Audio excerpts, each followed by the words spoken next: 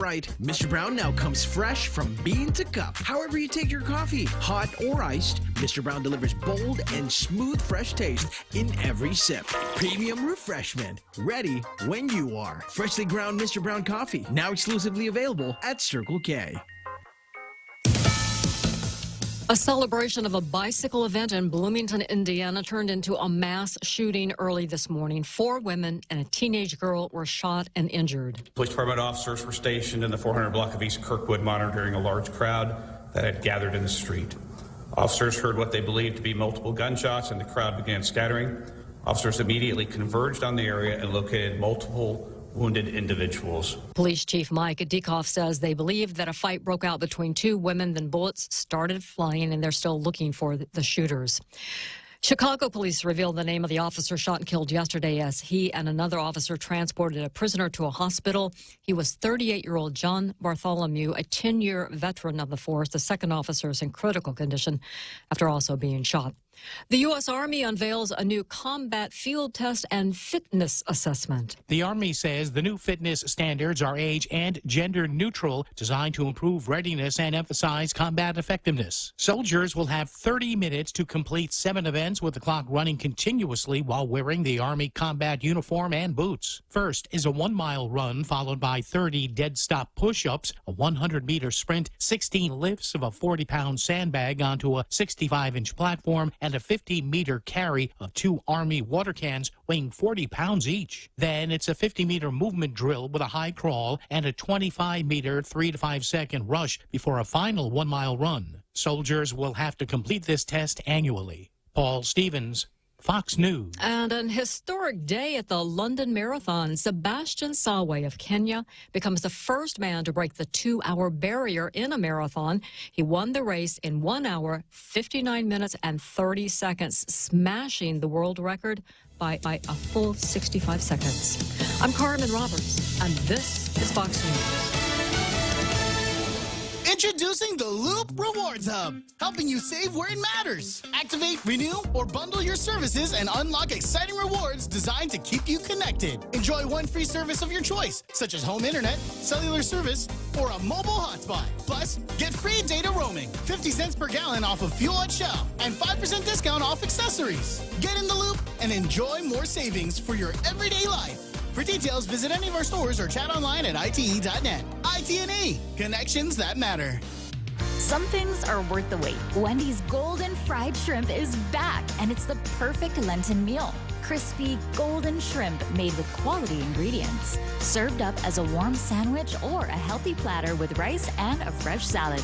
It's a lighter, better option that still feels indulgent, but don't get too comfortable. It's only here for a limited time. Good decisions never tasted this good. Only at Wendy's. At First Hawaiian Bank, we know how important it is to stay connected to family and friends, and we understand travel costs can add up quickly. That's why we are here to help. With the United credit card from First Hawaiian Bank, you can earn miles on everyday purchases and use them toward your next flight. Apply today, and if approved, earn 30,000 bonus miles when you spend $1,500 within the first 3 months after account opening. It all starts with yes. Terms and conditions apply. To learn more, visit one of our branches or go to fhb.com/United. Okay, got it. 6 after 9, Ray Gibson Show, and I don't know what I'm supposed to do here. Oh, I remember. Portion is brought to you by the guys over at APL, American President Lines, a global presence with a local home, also being brought to you by Guam Regional Medical City. They are your healthcare partners. Any speaker, anytime. The Ray Gibson Show. Call now, 888-TALK. That's 888-8255.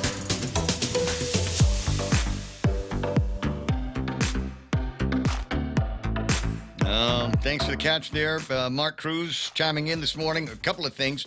Shirley MacLaine was in Terms of Endearment and Steel Magnolias. And she played an Oriental woman in, I'm saying Oriental. Just trying to see who I can trigger. In the OG Around the World in 80 Days. I think that was the case once upon a time. She's a strikingly good-looking woman back in the day. Speaking of striking good looks, my buddy Dave Sablon in the picture with me in Pirates Cove, and there's a picture of me next to him, and I didn't realize until I saw this picture that I have RBF.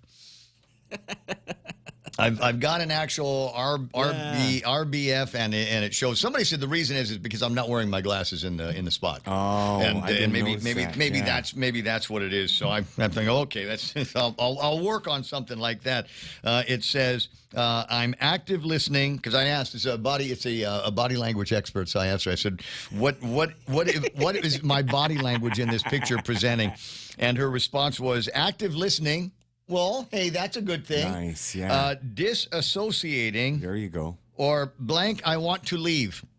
Yeah, because you talked about all the stuff they talked about already, right? Kind of. Well, I don't know. I don't know which point of the program. It's this is maybe the first part of it because Charlie Hermosa is not in the picture yet, and so we started with what's his name? We started with Dave Sablon. We spent a little bit of time talking about waste to energy and all of that stuff. Also, was interesting little timeline of his career going back in the day when he used to sell equipment to kitchens on Guam.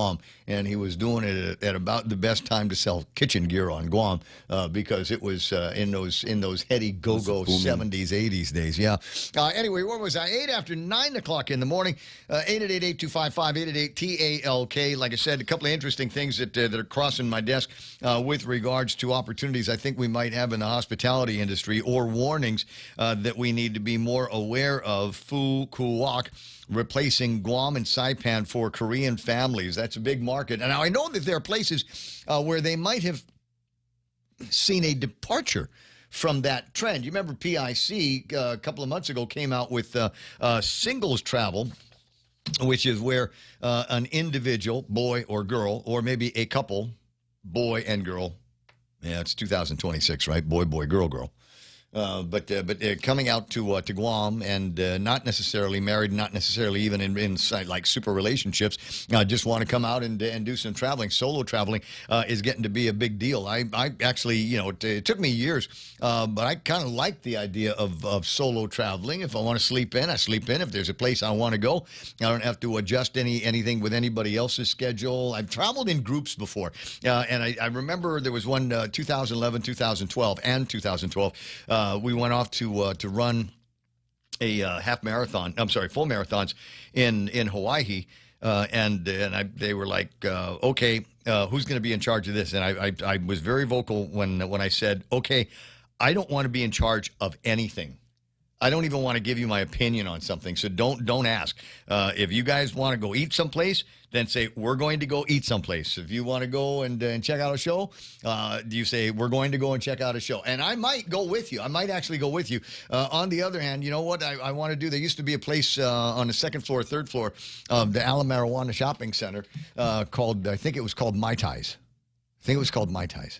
You know it? Yeah. Nice bar. Nice bar. Nice waitresses. Yeah, nice waitresses. Hot bartenders. Hamburgers. You can get a hamburger and a cheeseburger there. Open air, right? Open air. On top, yeah. Yeah, nice. yeah. So like, what do you want to do? Oh, we want to go to Lululemon. You want to come with? No, I don't. And I'll, you know what? I'll just slow you down. So I'll be upstairs drinking beer. But, the race is tomorrow. And we're carving up. You do your race prep. I'll do my race prep. Where was I? 9:11 in the morning. So, there's obviously changes to the way that people are going out and experiencing the world when they get a chance to experience the world. I just want to make sure that we are aware of what they're saying. And it's not like it's, a newspaper nobody ever heard of. It's the Korea Herald, for heaven's sakes, writing about this. And that might be cause for, I don't want to say alarm, but we need to get to them and start talking about some of the things that they can do here that they can't do over at Phu Quoc out in Vietnam. 9/11 on the Ray Gibson Show. And then there's again this story: PAL seeking wider Alaska Airlines tie-up. I know a few people over in Philippine Airlines, and so I might want to reach out to them and find out more how this is going to work. Chicago will not be the final stop in Philippine Airlines' aggressive expansion in the U.S. this year, as the flag carrier now moves to expand its code-share partnership with Seattle-based Alaska Airlines. In an April 21st application filed with U.S.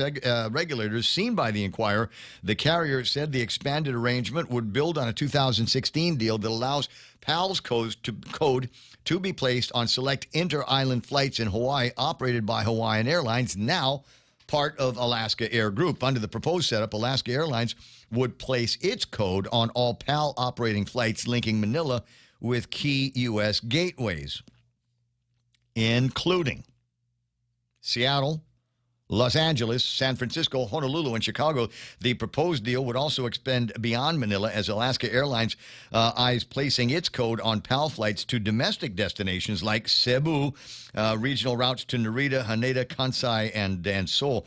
In turn, PAL plans to place its code on Alaska operating flights within the U.S., connecting its gateway cities to major destinations, like I just mentioned. The authority requested herein is in the public interest because it will benefit consumers by providing additional travel options and make productive use of the rights available to U.S. carriers under the U.S.-Philippines Agreement.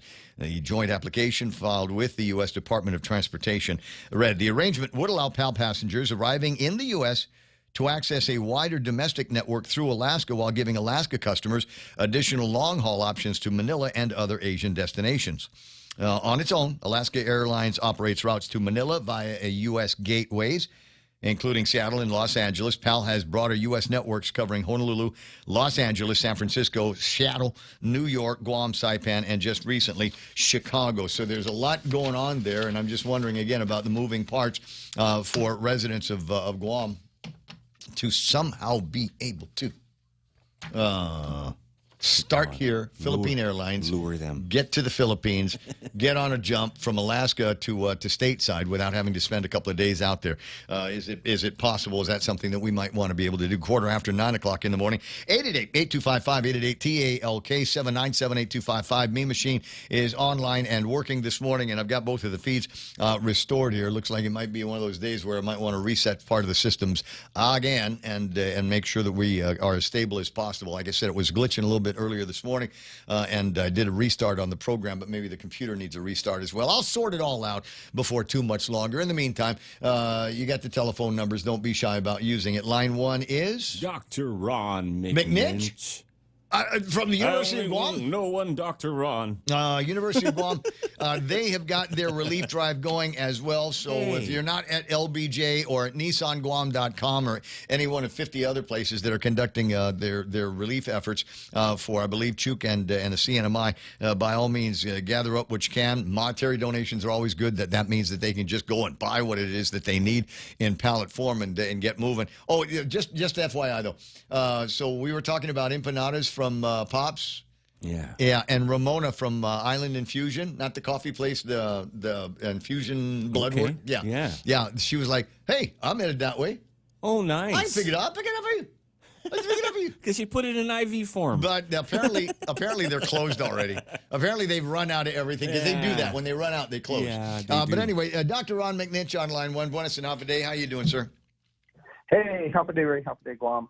You know, it's kind of hard for us to imagine just how devastating the storm was, particularly for Saipan. It's incredible, just the devastation, and certainly our hearts go out to them. And having these relief efforts are important, and congratulations to everybody who's serving the cause. I can totally relate to what they're going through in Saipan and the CNMI, and I don't ever want to ever go through that again. And I wish that I had a magic wand that I could put over my house that would protect it and the contents from the storms, and a generator that I don't have to worry about fuel, and a big-ass water tank. You know, this big late Wally Tranowski water tanks out in the back, so I never have to worry about losing any of that. You know, I've hardened up. I've got a Starlink at the house, so that's good with the internet, but it's only good if you've got some kind of electricity going to the gizmo. Yeah, absolutely. You know, in the far future, there may be like electromagnetic cages we can put these storms in and actually make them natural air conditioners, so we keep them stationary, you know, a couple of 100 miles off the coast, so they don't go anywhere, but they cool down everything. That's just food for thought. We'd put it like a big fan. We'd go up to Asia, up around Japan and Okinawa maybe, and see if we could get these gigantic fans and have them blow in our direction. Some of that dry Asian, you know, and outer Mongolia air that comes through. And I think for some people that might be the worst part of it is just being hot. and not being able to cool yourself down. I mean, we get used to the creature comforts of air conditioning, and you can live with, believe it or not, you can live without air conditioning. You don't need it to live. Makes life a little bit more comfortable if you're inside the house. But I remember after Mawar, thankfully it was short, but I didn't have a hard time sleeping outside most of the nights. You know, as long as somebody wasn't burning and the dogs were fairly quiet. I slept comfortably outside. Before 1962, most homes and buildings on Guam did not have air conditioning. Typhoon Karen wiped out 95% of the homes, and then we all rebuilt in concrete, which required air conditioning, which in turn reduces the amount of circulating fresh air, and it increases mold. And so I think we should revisit some of our architectural kinds of models we're using and allow us to use our clean air blowing through to cool us down. So I think there's something to that. Yeah. Let me just do it for the visual here. Let me see if I can find 18. Let me back up. Hold on. 1800s architecture. Yeah, that's the word I'm looking for. The homes in the Philippines were built to be to share air from one room to the other. So they've got I want to say kind of a unique architecture to them, so that if you had a breeze on one side of the house, the walls didn't go all the way up, I think is the distinction. The walls didn't go all the way up. There were privacy screens that you could close, but for the most part, you left the air that was blowing in one room, and it would be able to escape that room and then go out and cool the hallway and the rooms next to it. So the homes were all designed to take advantage of a breeze that might be coming through in there. And we've got to sort out how it's possible in 2026 we might be able to return to some of those kinds of designs so that they are more on frequency with the environment that we have.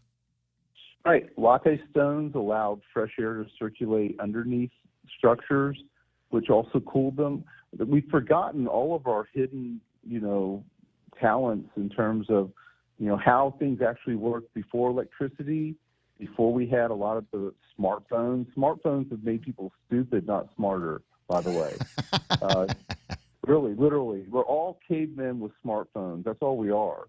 I mean, if you looked at us, people now versus people 10,000 years ago, that's about it. We just have better technology, but our technology has made us dumber, and there are a number of studies that show that. I don't disagree. I think there's a lot of people that are a lot more distracted by it, but it's like anything else. It's how you use the technology and where you're getting some of that source material from. So if you try to get into a little bit more than just the headlines and dig deeper into some of the topics that I think are worth talking about, I don't know why you have to end up being the least informed person in the room. Unfortunately, I think there's a lot of people that just see the headlines, sit in an echo chamber, and absorb all of that stuff, like that teacher from Torrance, California, that took a shot at the president. Yeah, incredible. Hey, do you mind if we talk politics for just a minute or two? I thought I just did. I thought I just brought us into politics. I thought that was the segue into politics. Yes, Ron. We have 12 Republicans running for senator and 8 Democrats running for senator that have turned in their paperwork primary so far. Yeah, we should not have a primary this summer. The reason we have a primary is the political parties have committed to give all of their loyalists 2 $500 paychecks, one for the primary and one for the general. They should just shift it. We have a general election, and then we have a runoff, and they'll get the exact same amount of money and follow the law better. Because really, we have there's no reason to even hold a legislative primary. But the thing is, and this is the thing I'm warning everybody about, I call it the coming storm. We're going to have how many gubernatorial teams? We have 6. Right? Somebody's going to sue and try to disqualify the primary because we have such a bogus primary law. And I've warned everybody about this for a long time, that our primary law is simply bad. And nobody in the legislature has wanted to talk about it. I'm raising very important points here that everybody wants to ignore because of convenience. We simply do not have a good law. And we can fix it, or we can let it fester and then react at the end. You know what we need? I'm sorry, just because I don't know that it's something that one man, i.e., yourself and a handful of signatures on petitions, is going to be able to resolve. I think what we need to have is the same way we have constitutional conventions and the like. I think one of the things that we ought to see if we can invest in is on election. I don't want to say summit, like election Vatican. You know what I mean? And we'll just get a bunch of smart people in a room, and we invite, obviously, the members of the Republican Party. We'd invite the members of the Democrats. We would also invite and have a space the same size for independent candidates to show up. Note, I didn't say independent party because there's no such thing. It is an oxymoron. But we would invite independent candidates or anybody that doesn't necessarily identify as a Republican or Democrat. And there's a lot of people that fall into that category. Most people, actually. And one other thing, Ray, back in the day, before 1970, our governor was appointed by the President of the United States. That appointee made absolutely sure all federal laws were fastidiously followed. Absolutely. In 1970, we had a double primary for one side because they were so concerned about following the Organic Act in terms of what the Organic Act required or other laws required for the primary. They didn't, in the Guam local law, they didn't have they only had a majority rule with the primary, not a plurality rule.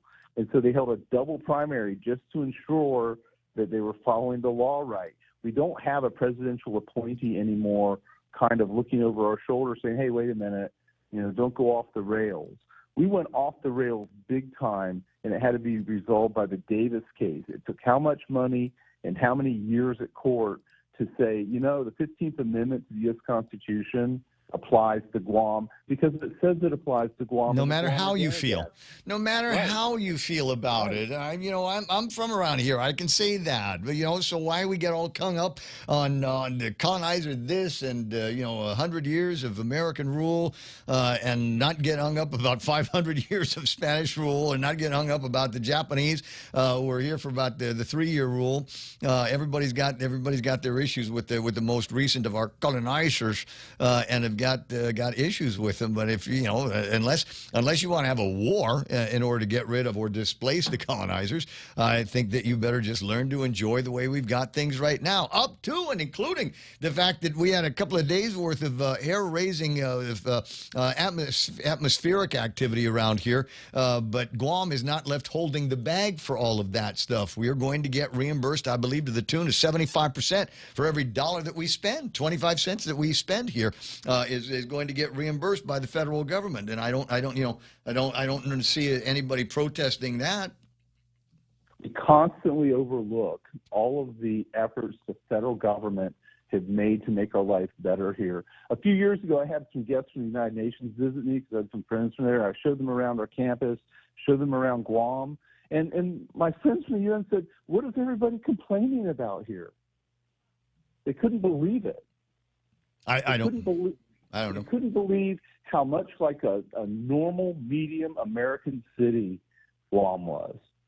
That's literally what we are. We're an American city in the middle of the Western Pacific, basically. We have all of the blessings of the United States and the United States system here. And I got to tell you, I've got some problems with the current dysfunctions in politics in the U.S. mainland, like everybody else. But our Constitution in the United States is one of the strongest constitutions in the world. And the rights that we write. Have you seen what happened in England and other countries related to free speech lately? England has fallen.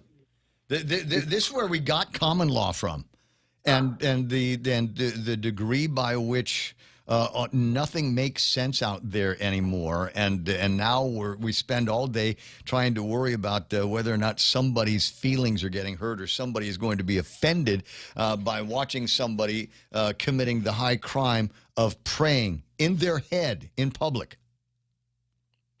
or posting something on the internet that might hurt somebody's feelings or make some group feel bad about their lot in life. Ricky Gervais comes from there, and I absolutely love his thinking on this. You know what? I'm going to say some things that are going to offend you. I hope. And you know what? If your feelings are hurt, I'm sorry that your feelings are hurt. I'm still going to do it, but I'm sorry that you are so thin-skinned that your feelings are going to get hurt by something I said. I remember when I was a little boy and nobody knew that I was from around here, because I had a last name that was Gibson and I was whiter than most of the other kids. You know, I was labeled a Howley when I was a kid, and it hurt my feelings. And I'd go to my granddaddy and say, what do we, you had the same problem. He's Underwood when he was a boy on Guam. And they made him tougher back in those days. And he says, remember this, son? And I said, okay, I'm listening. He says, sticks and stones may break my bones, but words will never hurt me. And armed with that kind of knowledge, and it's one of those things where you just kind of put it in your head and you go, oh, yeah, I guess that's right. And so, yeah, you say whatever you want to, but whatever words come out of your mouth is going to find a way to break my stride, as Matthew Wilder said. Constitutions are the product of a revolution. England never had a revolution, so they don't have a constitution. But I think all of this silliness, where all these crazy rights violations that are going on there, I think they're going to have a constitutional revolution. They're going to have to give themselves a constitution to protect basic civic rights, because they do value their civic rights. And a lot of people there cannot stand the craziness that has enveloped their whole society. I'm thinking of mostly, and again, I don't want to offend anybody, but I'm thinking that homely liberal women might be the cause of all of this. Cat ladies, I know, but that's what who was it? Vance got in trouble for calling them that. Vance is uncancelable. Vance is uncancelable. I think that ought to be the striving goal for everybody. Is if you have an opinion, don't hold it back. There's too many people that self-censor themselves because they're worried that it might be seen as offensive. And while it might not be seen offensive by the people that hear it for the most part, there might be people that, I don't know, are offended on somebody else's behalf and feel like they need to go and stand in the gap and prevent all of that stuff. Sticks and stones may break my bones, but words will always empower me, says Tattoo Shauna Fujikawa Stickles, who is the opposite of a homely liberal woman. Thank you very much. Appreciate that. It was tough growing up Ray, here.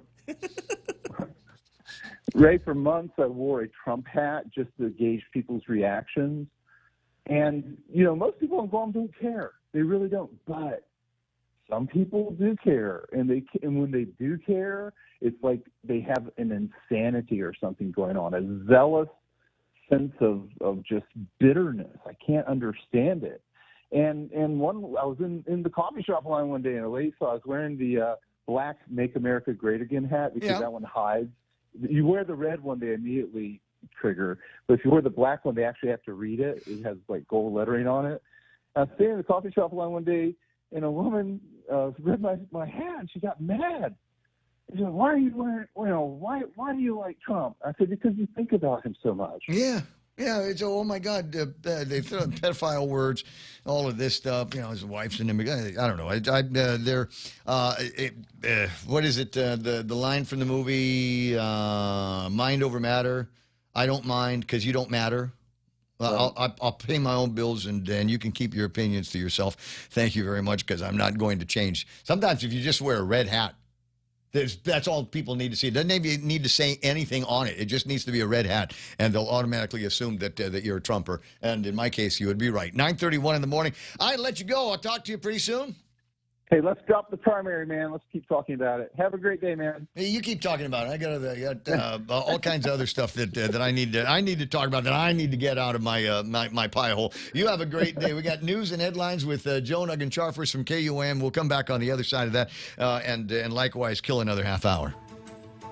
Buenas and Holiday Guam, I'm Jennifer Charfus. Here's a look at 3 stories you need to know for Monday, April 27th. With 99% of critical infrastructure restoration complete on Guam, recovery efforts are now extending north. The government of Guam is deploying personnel from the Guam Power Authority, Guam International Airport Authority, and the Guam National Guard to assist the CNMI following Super Typhoon Sinlaku. Advanced teams are heading to Saipan with additional support expected for Tinian. Crews will help restore power supports airport operations, and coordinate recovery efforts alongside CNMI agencies. Governor Luliang Guerrero says Guam is now in a position to give back, fulfilling a promise to help neighboring islands in their time of need. A 24-year-old man is facing a felony drug charge following a traffic stop at Nimitz Beach. According to a magistrate's complaint filed in Superior Court, Jovan J. Quintanilla Tautau is charged with possession of a Schedule II controlled substance as a third-degree felony. Police officers spotted a gray Nissan Altima without a license plate on April 22nd, conducted a stop after the vehicle pulled into a parking lot. Authorities say the driver exited the car and attempted to run before later identifying himself as Tautau. Officers report he consented to a search of the vehicle, where they found a grenade-shaped container holding baggies and a straw with a suspected drug residue. A field test later returned a presumptive positive for methamphetamine. And the Guam Housing and Urban Renewal Authority is calling on the community to help power the next phase of recovery. A job fair is set for Friday, May 22nd from 8:30 a.m. to 3:30 p.m. at the Again Shopping Center. The hiring push supports the Community Development Block Grant Disaster Recovery Effort, also known as the Fix and Six program, a key initiative to rebuild stronger and more resilient communities following Typhoon Mawar. Officials say more than 15 positions are open, ranging from administrative roles like customer service and program coordination to technical and trade positions including engineers, building inspectors, and environmental specialists. Attendees can apply on-site, take part in same-day interviews, and can connect directly with hiring teams. All positions are temporary, at-will employment, but offer a chance to play a hands-on role in Guam's recovery. For these stories and more, go to KUAM.com. And for the latest updates, head on over to KUAM News on Instagram. Jonathan Charfus, KUAM News. Kim Anderson from Security Title here, sharing an important tip about how you own your property. Do you know that there are several ways to hold title? You can be a sole owner, hold title as community property with your spouse, as joint tenants with rights of survivorship as tenants in common, or even through a trust or LLC. Each option impacts inheritance, control, and how your property can be transferred in the future. Your family attorney can help you determine what's best to avoid legal issues and protect your investment. And when you're ready to record, call the professionals at Security Title. We are here to help. It's 9:34, and the Ray Gibson Show is being brought to you by our friends over at Take Care, my referral buddies at Take Care.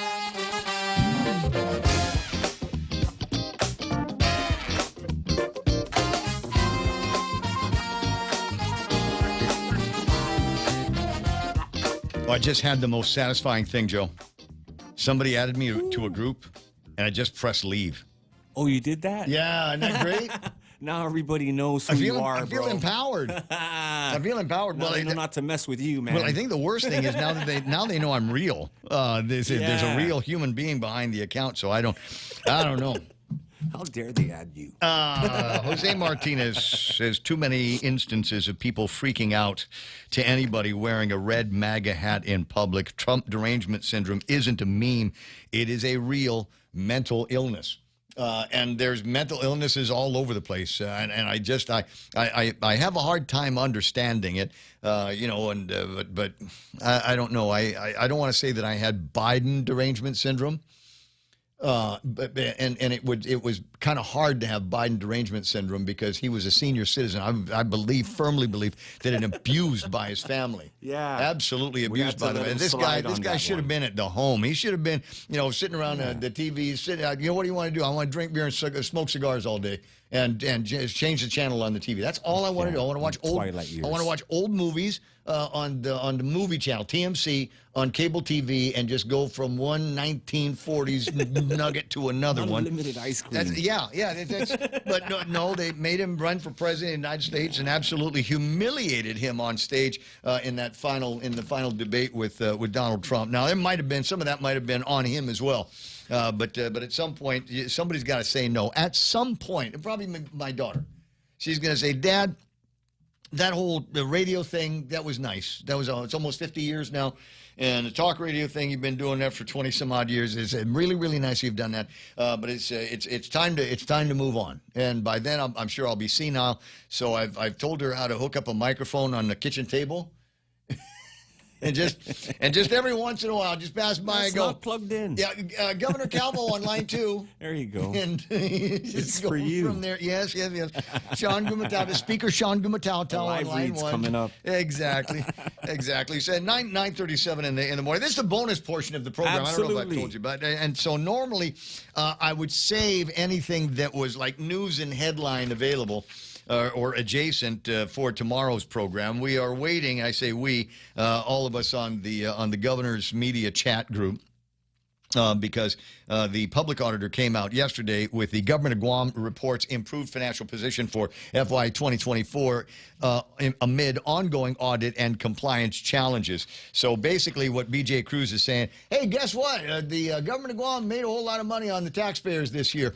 And Chris Duenas a little bit earlier trying to explain the possible genesis of some of these additional revenues that we're getting up to and including people getting pay raises or getting higher than the actual, getting hired at the actual minimum wage, higher than the actual minimum wage is, which is a thing because if you don't pay people $14 an hour, they won't come to work. So a lot of businesses just kind of grit down and bear it and figure out how we're going to make that adjustment on the margins so that the stockholders can be happy as well. But that being said, one of the other things that he noted was the number of returns that are not getting turned in anymore. So what happened? Did they all die? Ooh, COVID. How many people that used to file tax returns are dead now because they took the vaccine and they got the clots, right? Or whatever it happened to be. Maybe that's part of it, but more than likely the other part of it is the number of people that were doers, that were providers, that have moved away. Don't want to get be in an economy that's going to get left behind. And there's an actual phrase. I mean, there's an actual idea for that kind of thing where you can go to places where you've got actual progress. You got cost of living that is reasonable. And opportunities to make some decent money. Maybe you're not going to be a Musk or a Rockefeller or a Jones or a Calvo or anything like that, but we've got real opportunities for you to be able to pull down some decent dough so you can have a comfortable life someplace where they're not taxing you to death or that are under-providing in terms of services. And so where you've got places, Hawaii is one of them, where the cost of living is sky high.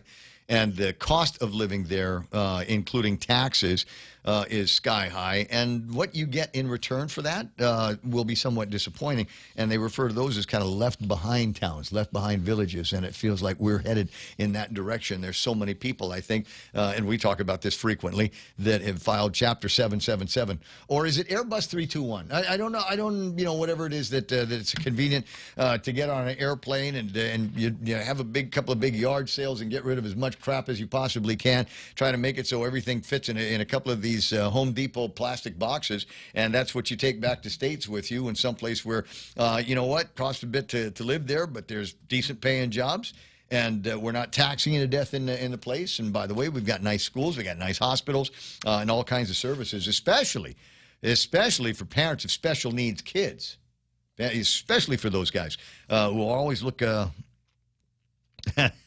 Wait a bit. Hilarious, says Jose. I'll get to this. That PDN attempted to share the blame of the recent audit to the legislature because of their budget, but it doesn't have to be signed off by the governor. Yes, agree. I don't know. I didn't take a look at their editorial because I had not read the entire OPA report. As Chris said, it's only 190 pages.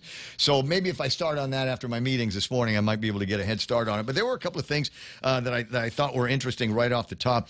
And this is the thing that I think, in addition to the over-taxation, over-collection from the public here, is these points here.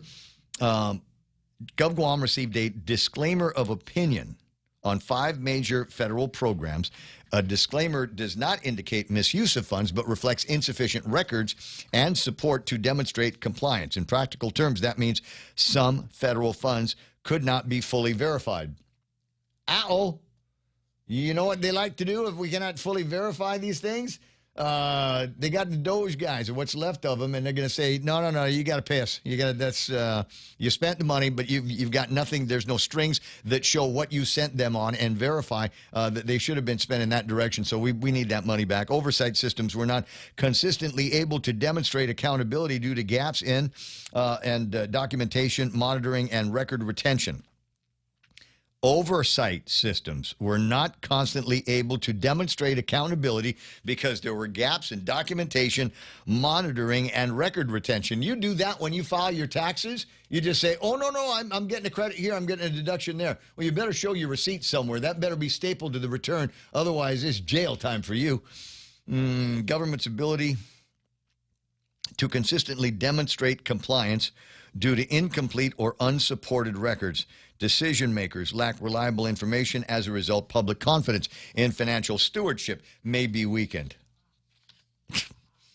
Could it get any worse? Oh, yes, it could. Definitely. So among the things that they were looking for in the audit and were unable to find because we didn't have the paperwork, we don't have receipts, weaknesses identified in determining who qualifies for federally funded benefits. Income and household verification, is that happening?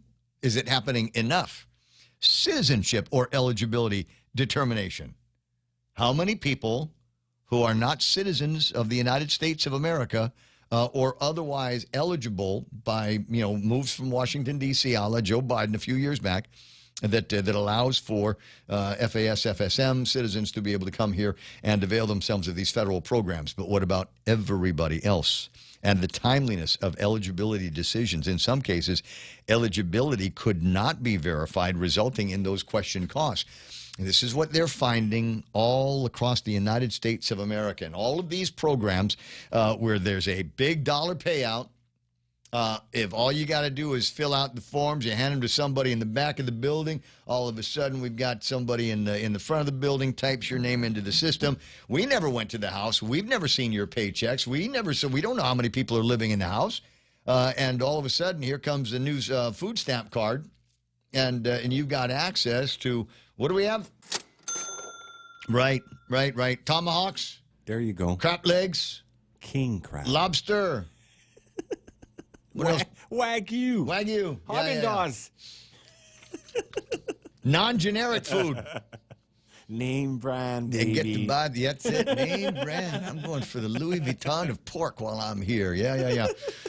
So, like I said, it's happening all across the nation where they're looking into these programs and finding out that nobody did any checking. Somebody came in, made an application, wrote down on an affidavit that they meet all the qualifications, including citizenship, and were able to get these. Absolutely frustrating to taxpayers. Somebody put it right, and it said it's funny because you're a veteran, you've served the country, and maybe if you work hard enough and long enough, you might be able to pull down a couple of grand a month in Social Security. In the meantime, if you're just somebody that found themselves after walking for a couple of days from Mexico and other parts of the South America, you find yourself into the United States of America, and all of a sudden we're paying for your food to the tune of thousands of dollars a month, and housing, and you get the free education, all of these other things, and you wonder why there isn't a larger taxpayer revolution that is going on. And we got to do the same thing. We got to worry about all the same stuff around here, and so hopefully somebody is going to be held accountable. And this is just from the executive summaries. I have not dived deep into the rest of it, where we can take a look and see just how much money we've been making, what the general fund balance has been over a 5-year trend. But it starts very low, and it's going up very, very high.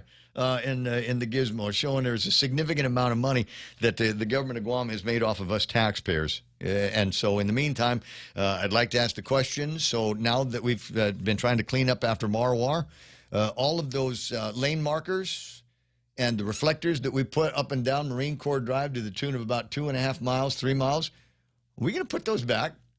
Are we gonna beg FEMA for buy some more of those things and get the guys from Black Construction or whoever it is out there to go and clean things up in the little holes that they make, those little I've square already holes? mapped it out already, Ray. I'm already used to it. Right? If they put it back, it might ruin my driving.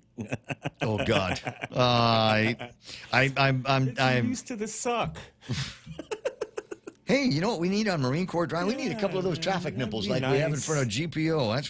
That's one of the things that we're. Anyway, so if you get a chance, go by the OPA and see what they've got and how that's going to work out. Big story was missed a few years ago when GDOE ironically turned a deaf ear to hearing impaired students.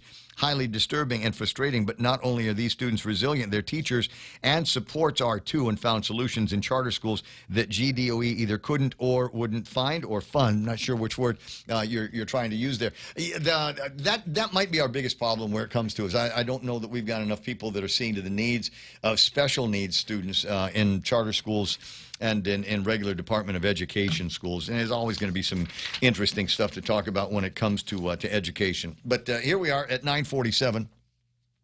And this might have been the biggest news story that I didn't cover this morning. I'm sorry you had to wait until the last few minutes of the program. But there is a return to a significant chunk of my childhood. And there were many things that I had FOMO about. You know, if it was Valentine's Day and I didn't get a card from every pretty girl in school. And that was usually the case because I'm me. Not everybody likes the package. But there was that kind of FOMO. The other kind of FOMO is, it was a birthday party, and I find out about it on Monday that it took place yesterday over at Epal Beach, and nobody told my mom.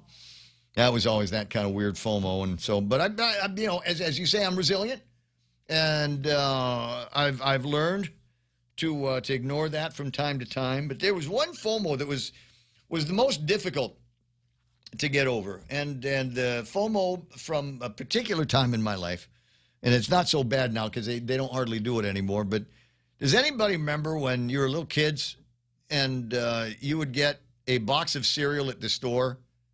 Because it had a toy in it.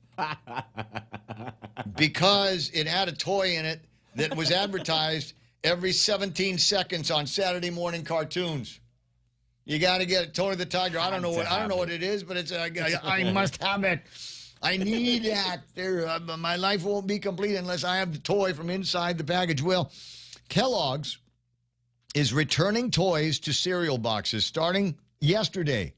Anybody nostalgic for toys and cereal boxes will be pleased to know that Kellogg's is bringing them back. They've announced that special edition boxes of Frosted Flakes, Fruit Loops, Apple Jacks, and Corn Pops will feature plastic toys shaped like characters from the upcoming Toy Story 5. Movie will hit the theaters in June. Now I want to watch the movie. Now I've got FOMO. Really, Toy Story 5. Didn't they change out some of the people in that, though?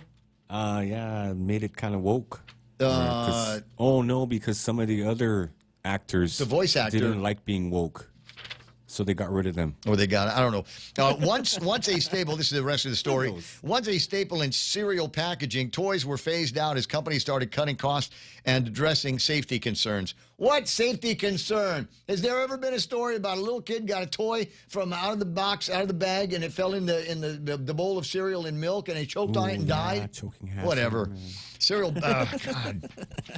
Make it an iron-on. Never get there. It will never, ever happen. That will never, ever happen, and I'll tell you why. Because kids instinctively know how to open the box so that it opens wide enough so that you can dig around inside and find the toy in the little wrapper, the wax paper wrapper that it came in. We all knew how to do all that. So, my mom's mom. No, you got to wait until it falls out on its own.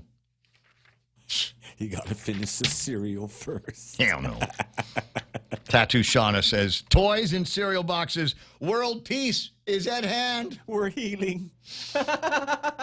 Finally. Cereal box prizes go back more than a century, with early promotions in the 1900s offering books, tokens, mail-in premiums rather than toys buried in the cereal itself. Kellogg's helped popularize the idea in 1909 with the Funny Jungle Land Moving Pictures book giveaway. By the 30s and 40s, General Mills and Post were routinely tucking trading cards, cutout figures, and mini gadgets into kids' cereals. 50s through the 80s are often called the Golden Age of cereal toys when plastic figures, badges, low-cost trinkets made digging through the box as exciting as eating the cereal. Safety recalls in the 80s and beyond, including incidents where small plastic premiums could break into choke hazard pieces, pushed cereal makers to rethink what they put in boxes. From the 2000s onward, concerns about child nutrition, marketing to kids, and other disposable plastic waste led big brands to phase out traditional in-box toys in favor of things like QR codes and online games. Boring.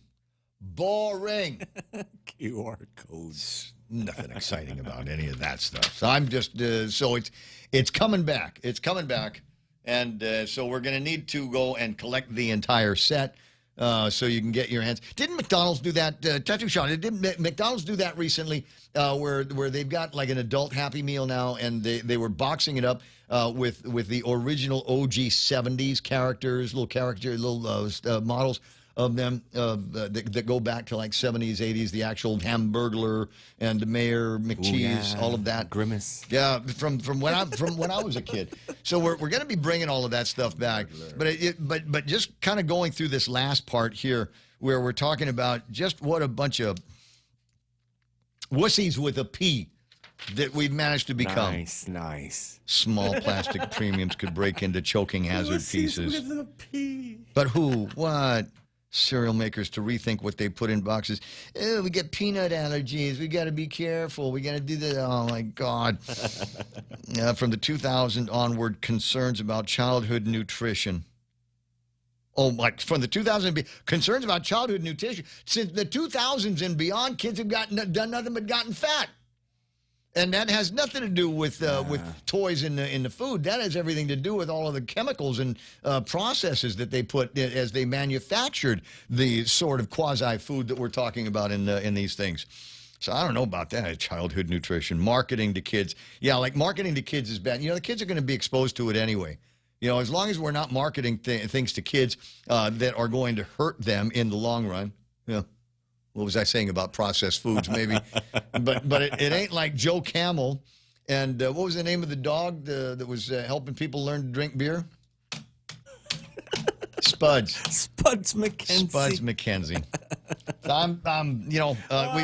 Can we go back to a time where, you know what, something bad's going to happen, and a kid might have to spend a night in the emergency room or something like that, and they learn. What do they call that? The FBI had a phrase for it. It's self-correcting thing. So, kid opens up the box of cereal and the toy comes splashing out, but he doesn't see it. He puts it in his mouth, kind of chokes on it for a little bit, doesn't die though. That's self-correcting. The kid will never assume, will always look in the bowl for something that maybe he shouldn't put all the way in the back of his throat. Yeah. I mean, you do the same thing.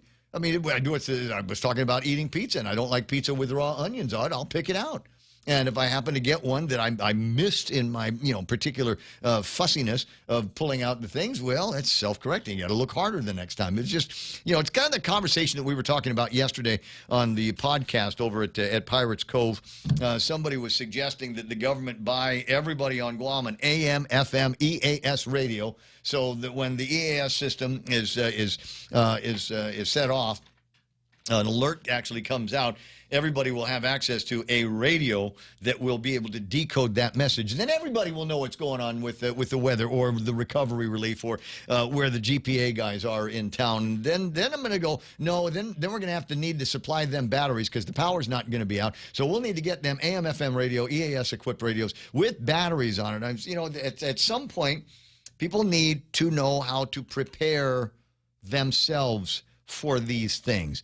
And we have had typhoons in the past where it might have been the third banana storm in a month, and people just kind of stop preparing. And that's usually the one that kicks us in the ass and has us bucket flushing and eating like cave people for weeks and weeks and weeks. So everybody needs to learn how to prepare for all of the different calamities that we have. And if you will feel better with an AM, FM, EAS radio that has a wind-up gadget on it, so you don't have to worry about batteries or power, then you go and maybe find a CC Crane online, or maybe you go to a couple other places over at Amazon, and maybe they'll even send it to Guam. Whew, imagine that.